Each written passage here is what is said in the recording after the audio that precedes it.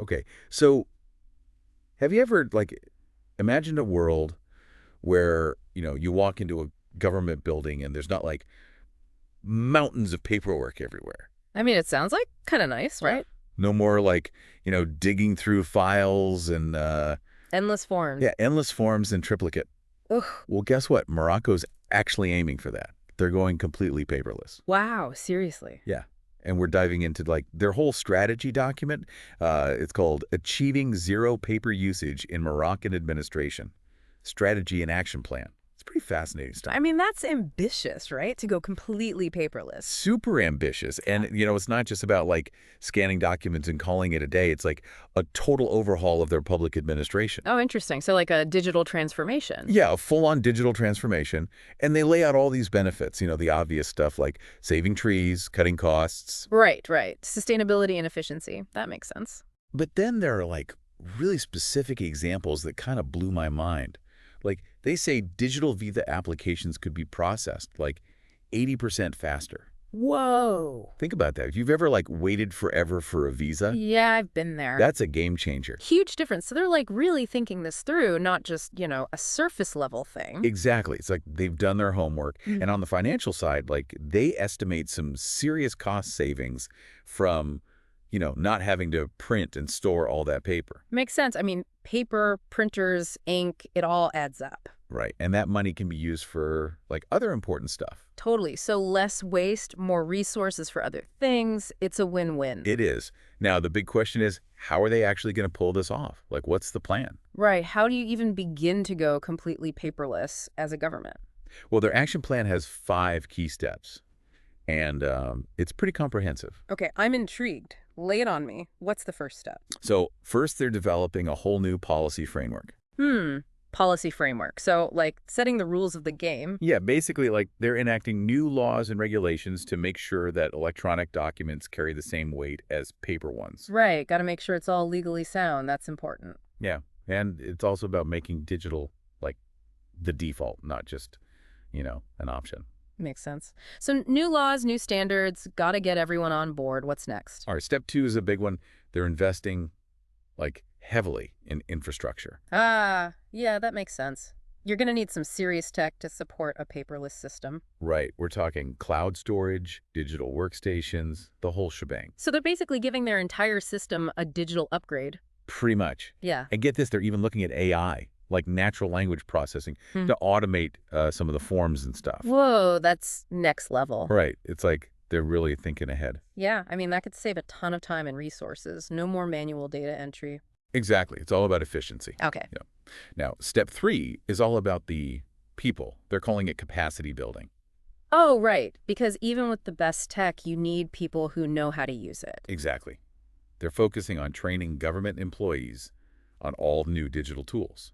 That makes sense. Got to make sure everyone's comfortable with the new system. Yeah, and they're also educating citizens on how to access all the e-services. So like digital literacy programs and stuff. Yeah, yeah. And they're particularly focused on bridging the digital divide. Right, making sure everyone has access to technology and the skills to use it, that's crucial. Super important, especially when their ultimate goal is to have, like, a single digital portal for all government services. Wow, one-stop shop for everything. That's ambitious. It is, but think how convenient that would be. Yeah, no more running around to different offices. Everything online, streamlined and efficient. Exactly. No more silos, everything connected. Citizens can access whatever they need all in one place. That's impressive. They're really thinking about the user experience. They are. And of course, they're not just going to set it and forget it. They're planning to, like, monitor and evaluate the whole process super closely. Smart move. Got to track progress, see what's working, what's not. Totally. And they want feedback, from both government employees and citizens to make sure they're on the right track. So it's like an ongoing process of improvement, adapting as they go. Yeah, it's a very data-driven approach. Yeah. They want to make sure it's actually working for everyone. Makes sense. I mean, you can't just assume everything will go perfectly. Got to be flexible and responsive to feedback. Now let's talk about the challenges because, no major change comes without some bumps in the road. Right, there are always going to be obstacles. So what are they anticipating? Well, they acknowledge that there might be some resistance to change, especially within a traditional bureaucracy. Yeah, I can imagine people get used to doing things a certain way. Change can be tough. Right. But they're emphasizing like strong leadership and clear communication to kind of smooth things over. So, like getting buy-in from the top and making sure everyone understands the benefits. Exactly. It's about creating a culture of digital adoption, not forcing it on people. Right, because if people feel like it's being forced on them, they're going to resist. Exactly. Now, another big concern is, data privacy. Oh, yeah, that's a huge one. People are going to want to know their information is safe. Right. And the plan addresses that directly. Yeah. They're focusing on like really robust cybersecurity measures. So, like, strengthening their digital defenses to protect sensitive information. Yeah, and it's not just about the technology. They're also focused on like building public trust. Right, because even with the best security, people need to feel confident that their data is protected. Exactly. They know that like public trust is essential for the whole thing to work. Makes sense. Got to have that foundation of trust.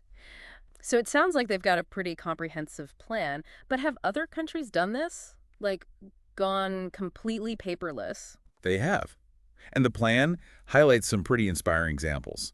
Like Estonia is like a rock star when it comes to digital governance. Estonia, yeah, I've heard they're really advanced in that area. What have they done? Well, for one, they have this e-residency program where like anyone in the world can become an Estonian e-resident. Seriously, what does that even mean? So basically, you can access their digital services even if you don't live there, Wow, that's wild. Like, I could open a business in Estonia without ever setting foot there. pretty much. And it's all super secure and efficient. That's incredible. So they've really embraced the whole digital thing. Oh, totally. They're like the poster child for a successful digital transformation. I'm impressed. What other examples do they mention? Okay, so another one is the United Arab Emirates with their Smart Government Initiative. Ah, yeah, the UAE. They're always pushing the boundaries with technology. What are they doing? Well, they're using AI and blockchain technology to like streamline a bunch of government services. Interesting. So they're really at the cutting edge using the latest tech to improve things. Yeah, they're not afraid to experiment and innovate. I like that. I mean, it's great to see governments embracing technology and using it to make life easier for people. It is, and it shows that like a paperless government isn't just some futuristic dream. Right, it's actually possible. It's happening now. Exactly. And if Morocco pulls this off, I mean, who knows? Maybe it'll inspire a whole wave of paperless governments around the world. That would be amazing. Yeah. Imagine the impact on the environment, on efficiency, on everything. It's pretty mind-blowing to think about. And it leaves us with a lot to ponder. Definitely. Like, what can we learn from Morocco's approach? Right. And how can we, maybe apply some of these ideas to our own lives and communities? It's a conversation worth having for sure. Absolutely. Food for thought. Food for I thought. like it. All right. Well, on that note, we'll leave it there. Thanks for joining me for this deep dive into Morocco's paperless revolution. It was fascinating. Thanks for having me. Anytime. Anytime.